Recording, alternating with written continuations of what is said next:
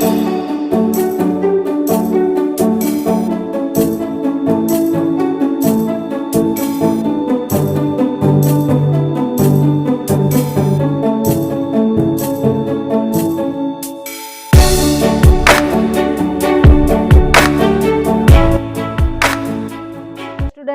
To HRP academy. Myself Hemlata Patil और आज की वीडियो में हम स्टडी करने वाले हैं finding square root by division method. मतलब आपको यहाँ समझना ये है कि आपके साथ यदि कोई इजी नंबर्स दिए गए हैं, जैसे कि आप लिखते हो 625, तो आपके लिए आसान है कि आप तुरंत उसका स्क्वायर रूट बता सकते हैं, वो 25 है। पर कुछ बड़े नंबर्स आ जाए, यानी कि 3 या 3 से ज़्यादा नंबर उसके अंदर हो और वैसे नंबर्स का आपको यदि स्क्वायर रूट फाइंड आउट करना है तो आप नहीं बता पाएंगे। जैसे कि यहाँ पर मैं आपको एक्सप्लेन करूँ तो 100 हमारा वो होल स्क्वायर नंबर है जिसमें 3 डिजिट है। इसमें कितने डिजिट हैं? 3 डिजिट्स है। फिर उसके बाद ये सबसे स्मॉल है, 3 डिजिट का सबसे स्मॉल नंबर ये है। देन उसके बाद 961 ये 3 डिजिट का सबसे बड़ा नंबर है।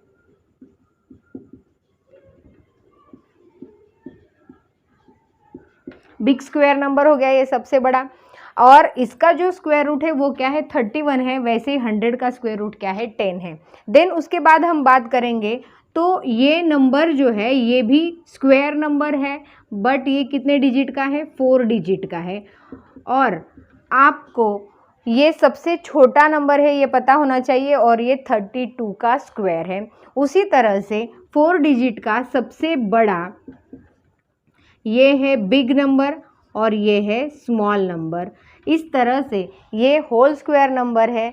तो आपको कुछ ऐसे बड़े बड़े नंबर यदि दिए जाते हैं और यदि उनका स्क्वायर रूट आपको फाइंड आउट करना हो, तब आप फैक्टराइजेशन मेथड अप्लाई नहीं कर सकते हैं। तो इसी के लिए आपको यहाँ पर मैं एक्सप्लेन करने वाली हूँ डिवीजन मेथड, और उसी को अब हम समझेंगे। स्टूडेंट, यहाँ आपको यदि डिवीजन मेथड समझनी है तो उसके लिए मैंने आपके टेक्स्ट बुक का एग्जाम्पल नंबर 9 लिया है, जिसमें आपको 729 दिया है और आपका डिवीजन मेथड से यानी कि भाग विधि से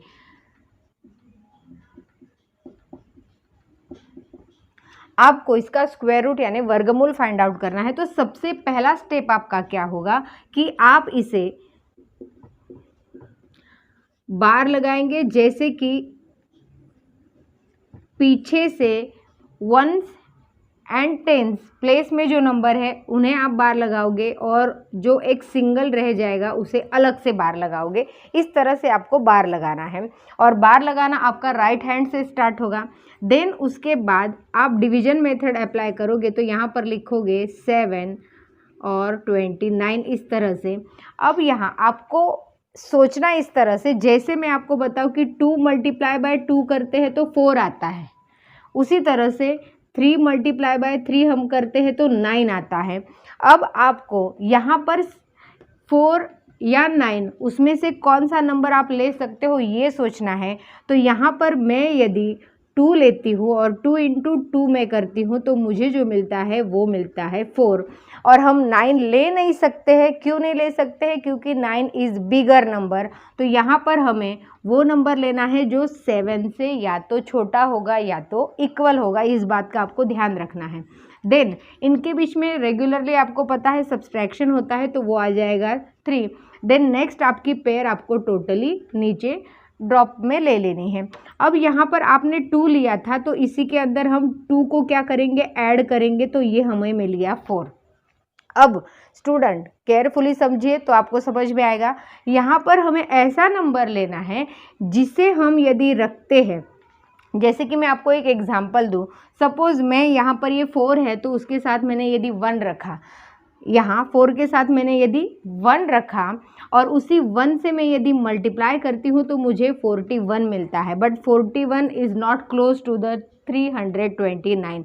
तो ऐसा सोचते सोचते आप यहाँ 2 लेकर सोचेंगे तो आपको मिलेगा 2 2 जा 4, 2 4 जा 8, इस तरह से 84, but it is also not close.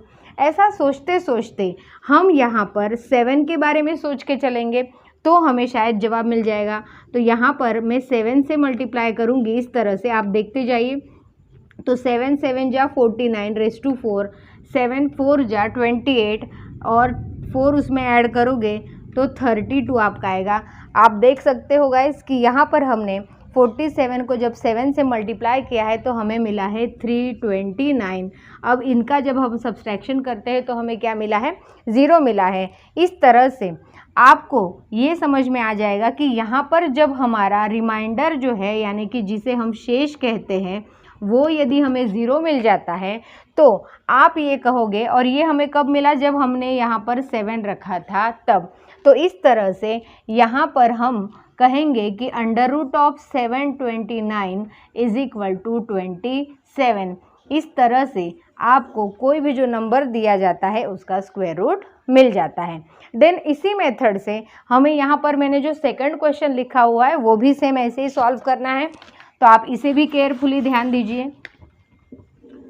तो सबसे पहला स्टेप क्या है, हम यहाँ पर बार लगाएंगे। जैसे 96 पर लग गया बार, अब जो नंबर बचे हैं उनका भी बार वैसे के वैसे ही रहेगा।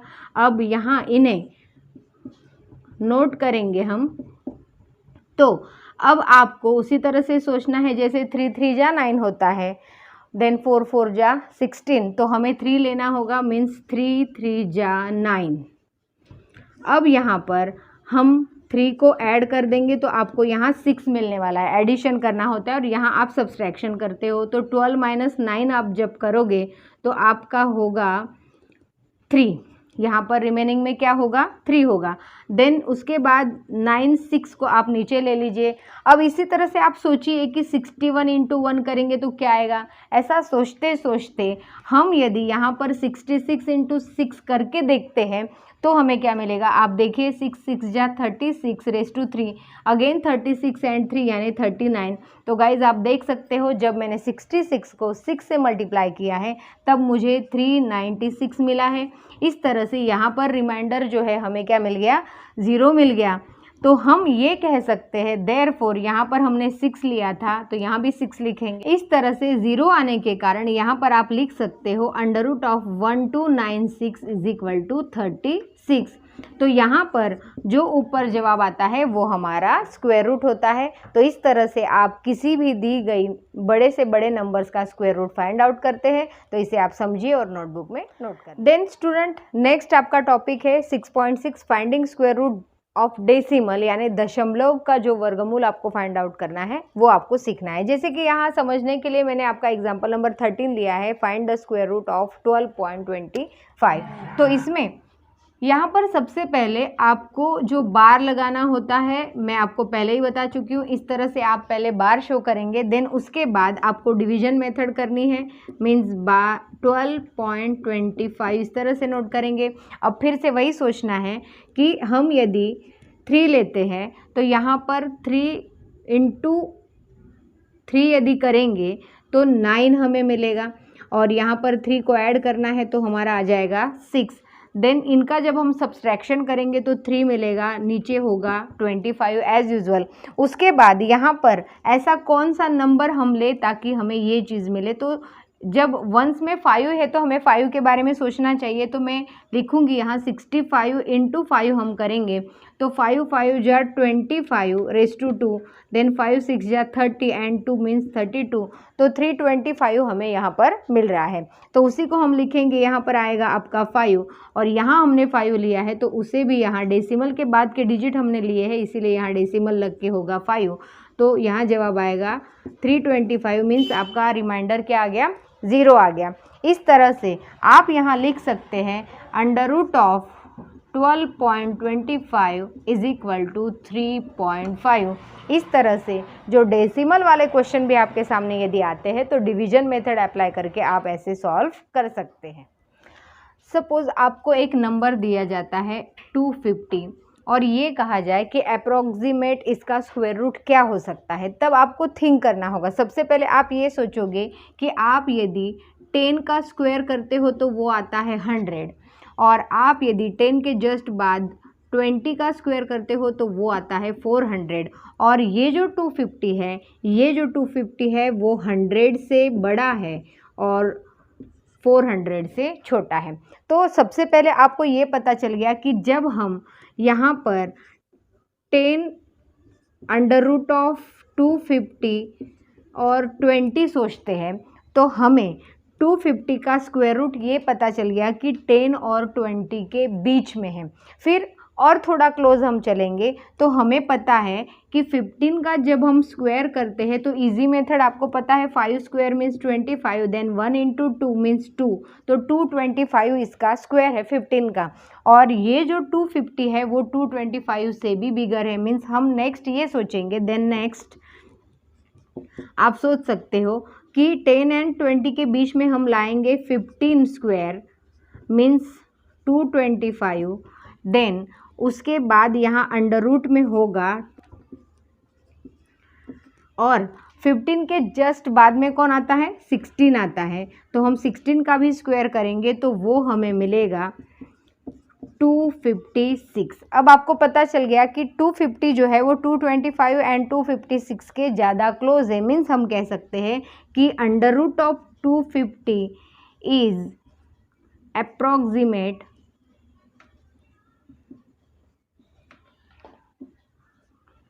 216। तो इस तरह से आप कह सकते हो कि 250 का जो वर्गमूल है वो 16 का निकटतम मूल्य है। इस तरह से आप जो एस्टिमेशन स्क्वायर रूट की मेथड है उसे अप्लाई करके इस तरह के कोई क्वेश्चन यदि आपको दिए जाते हैं तो आप उन्हें सॉल्व कर सकते हैं। देन स्टूडेंट, आपको यदि वर्ड प्रॉब्लम में कुछ फाइंड आउट करने के लिए कहा जाए तो उसके लिए भी मैंने एक आप ही के टेक्स्ट बुक का एग्जाम्पल नंबर 14 लिया है, जिसे आप ध्यान से समझिए। यहाँ पर है area of square plot is 2304 metre square, find the side of the square plot. मतलब आपको इस तरह से एक स्क्वायर प्लॉट दे के रखा है। अब स्क्वायर बोलो तो आपको पता है कि सारी जो साइड होती है वो क्या होती है, उसकी इक्वल होती है, और इसका एरिया आपको दे के रखा है और वो है 2304। तो आपको जब साइड फाइंड आउट करनी है तो आपको पता है कि side square is equal to area of square होता है, तो हम वही लिखेंगे यहाँ पर।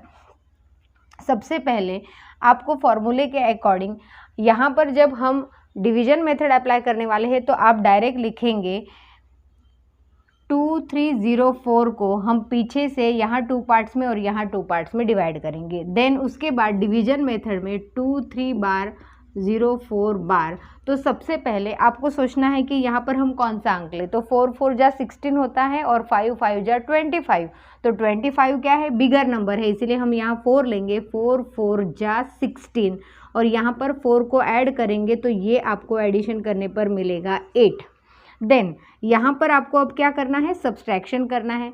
तो 13 में से जब आप 6 को माइनस करोगे तो कितने हैं, यहाँ पर 7, और 2 - 1 करोगे तो आपको मिलेगा 0। देन उसके बाद हम नीचे लेंगे 04 को। अब आपको यहाँ पर वो नंबर लेना है, सपोज हम 1 लेते हैं तो 81 ही हमें मिलेगा, फिर 2 ट्राई कीजिए, 3 ट्राई कीजिए, इस तरह से आप 8 8 जा 64, तो इकाई में यानी वंस में हमें 4 मिल रहा है, इसलिए हम ट्राई करेंगे यहाँ पर 8 से। तो 8 8 जा 64 रेस टू 6, देन अगेन इस तरह से यहाँ पर जब आप टोटल मारेंगे तो आपको 704 मिलेगा। देन उसी को आप यहाँ नोट करेंगे तो आपको जो रिमाइंडर है वो आपको मिल जाता है 0। तो इस तरह से जब आपको रिमाइंडर 0 मिल जाता है तो आपने यहाँ पर लिया क्या था, 8 लिया था, मीन्स हम यहाँ भी लिखेंगे 8। तो आपको पता चल गया under root of 2304 is equal to 48। Means आप कह सकते हो कि आपकी जो स्क्वायर की साइड है वो लिखेंगे साइड ऑफ स्क्वायर